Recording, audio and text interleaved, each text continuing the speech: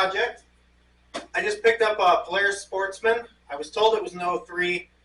It looks like it's actually a 99. But anyway, somewhere roughly around the turn of the century, Polaris Sportsman 500. It was in some fairly rough shape. I did a little bit of stuff off camera, just little tiny things here and there. But I have a couple big things I need to attend to. The first one is the starter. This one here, you turn the key on, and then you lift the run switch up. And I don't know if the camera can pick that up, but all it does is click. Just grab something heavy and metal, like a jack stand. It will crank.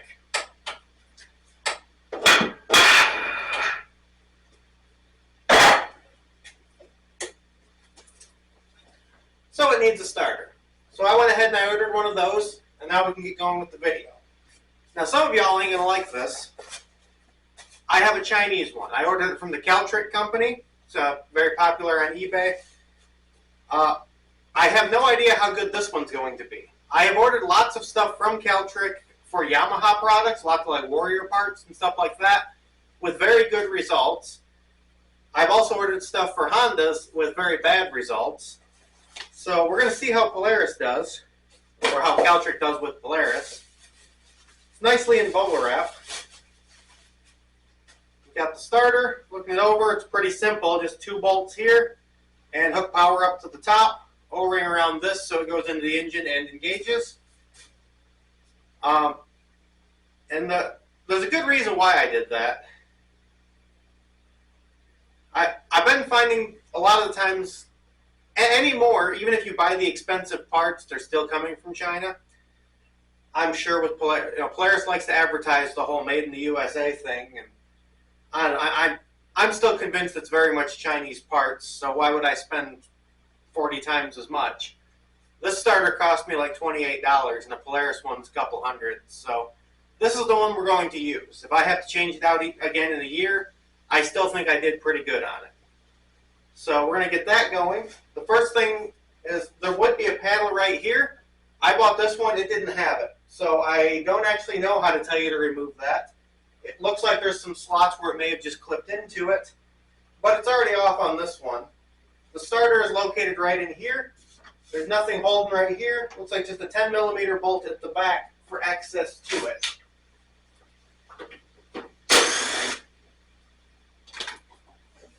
And that slides off. And I've got some pretty decent access to it right here now. So my new starter up and out of the way. We'll get a good look at what I'm doing now. So you got some old belt coming out of that cover. That's probably not good. I'm hoping it's an actual old belt. Four-wheeler moves okay, so I can't imagine it's too bad. I don't know if it's how they come from the factory, because this one is old, of course. But mine has the main ground cable right on one of the starter bolts. And then I have my hot wire up here. You should unhook the battery while you're doing this. Just anything with the electrical system, basically. This one shouldn't have any power to it, because if it did, it would be cranking it right now. But it doesn't hurt to unhook the battery. So I'm going to go ahead and get in there. If I shine my light in, looks like all I need is a 10mm wrench to do this. Alright, the first thing I'm going to do, I already unhooked the battery. I'm going to unhook this hot cable from the very top. Just a 10mm nut. And set that wire out of the way. I'm just going to put that nut back on there. I don't really need to. I think the starter I'm replacing it with came with the new one. And we just have 2 more 10mm. Find the right angle to get in on there.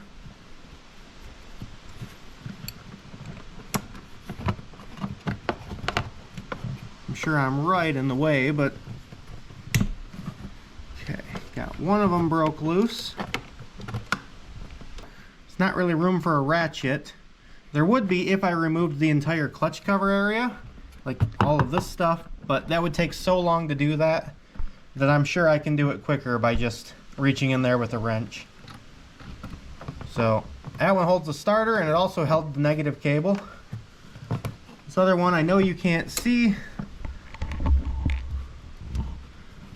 but it's down there. It's a 10mm. In person you can see it pretty easily.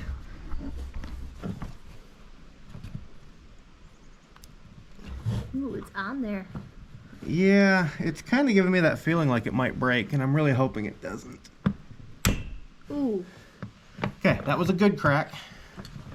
It was starting to get that, I don't know, so somebody who's worked on stuff knows there's a certain feeling, I don't know, a gooey slide, I guess I could describe it as.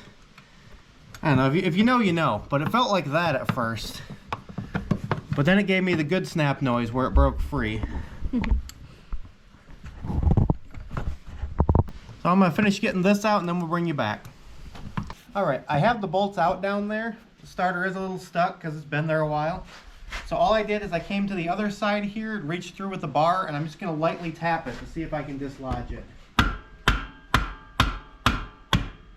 That felt like it moved. Looks like it moved, yeah.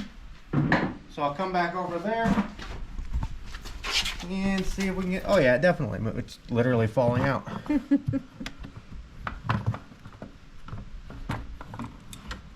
Okay, it is worth noting, this bottom bolt is too long. If you left this all on, which I strongly advise you to do for time reasons, you can't take this bolt out. It gets far enough that it's not threaded in anymore, but it comes out with the starter. So when we put the new one in, we'll make sure we put it in there before. Oh. I don't know if the camera can hear that. That is, that starter is done. So, new starter. As Chinese as it might be, I think is better. I'm gonna set that bolt right in there. I'm also gonna get a little bit of oil to put on this O-ring to just help it go in there. As soon as I find some.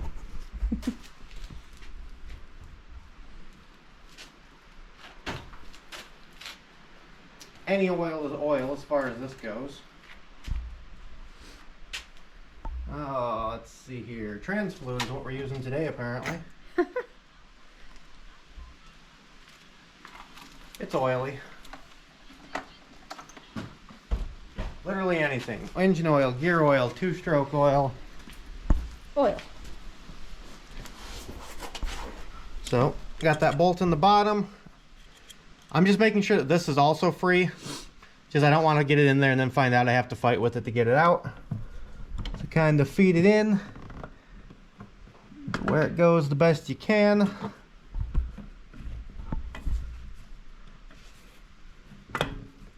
And it felt like it dropped nicely into there. So,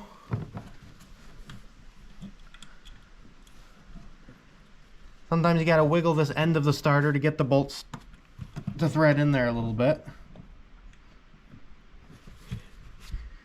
I know the cable has to go on this one, but I'm gonna start it in there without it for now. Sort of as an alignment tool for the bottom one that I can't really reach very well, because now the starter is definitely in a good spot.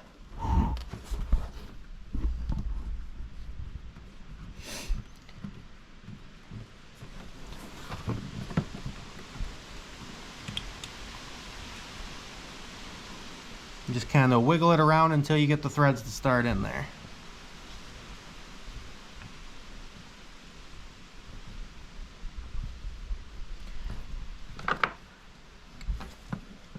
It feels right. Don't really have the leverage for my fingers down there. And one of those things where I can't turn it by hand. With the wrench, it feels like I'm not even doing anything. Okay, I'm pulling this first bolt back out because the negative cable hooks to that.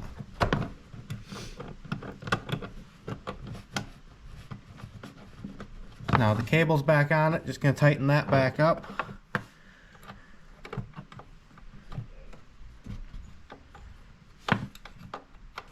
This one's also kind of doing the thing where there's just enough drag on it that I can't turn it by hand. With the wrench on it though, I feel like I'm not even turning it. Okay, the mount bolts are back. Now I just got to hook the power cable up to it. Get that 10mm nut off the top. If this cable was dirty at all or corroded, you'd want to clean it up. This one's pretty shiny.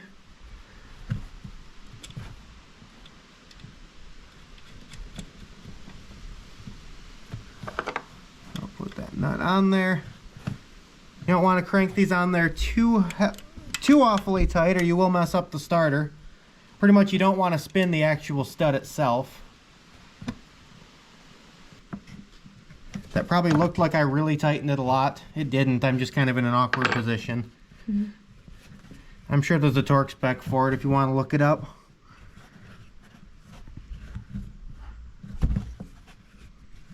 So now there's just this rubber cover. That way nothing can arc out to it. That's got to slide back over the top. And then as soon as that's on, I'll get the battery hooked back up and we'll test it. This cover also has to go back on. It just slides over the back. And this 10mm screw goes back in.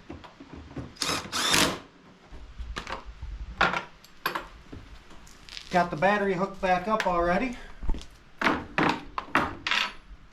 All it's left to do is start the engine. And there it is. It almost sounded like it hung for a second there. That wouldn't be the starter's fault. That would be the gears inside. I may have just been hearing things though. I'm not sure what that is.